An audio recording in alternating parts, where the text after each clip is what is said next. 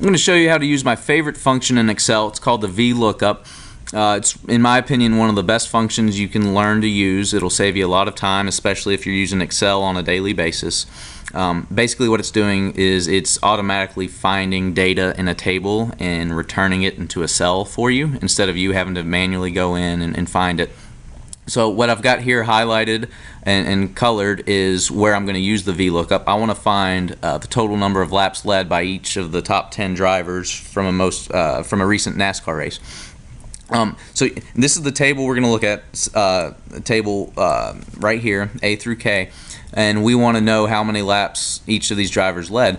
Just by looking at it, I see that Denny Hamlin led 95 laps, and I could type that in there.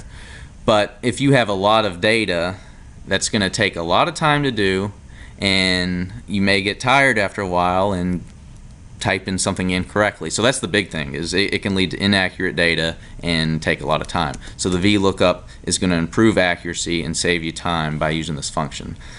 So let's go ahead and get started on it.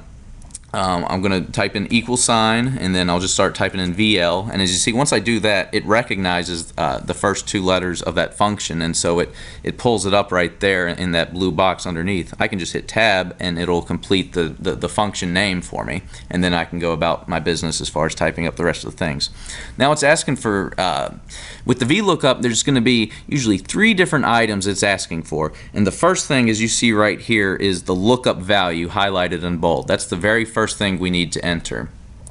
So what I'm going to do is type in M2, and as you see, M2 is highlighted right here. So it's going to look up anything with the number 1 in it. So that's our lookup value. I'm going to hit comma, and now it's asking for the second thing, the table array, or just the table that we're going to find that number in.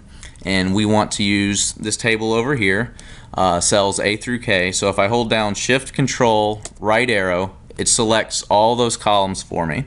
And then I'm going to do the same thing while holding down Control Shift down arrow. It selects all the rows underneath. And at this point, you would need to hit F4 to lock this table. The F4 function's not working on my computer at the moment, so I got to manually type it in. But what F4 would do is it would automatically put these dollar signs in front of and after the column letter. That's locking the table, so when you apply the VLOOKUP to rows beneath it, it's still looking at that same range. Separate it with another comma. Now it's asking for the column index number. This is what column number in the table that we have highlighted that we want to return. And we know we want to find the laps led column, and that is going to be, I believe, column 10 in this table. So if you wanted to pull the driver, for example, that's column D, which would be the 4th column in this table. But we're using laps led, which is the 10th column number. Separate it again with a comma. Now this is an optional, they say it's optional, but I'm always using it, and it's asking for whether you want a true or false value, or approximate or exact match.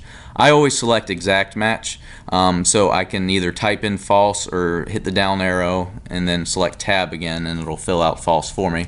Close parentheses, and there, we got 95, so it automatically pulled that for us.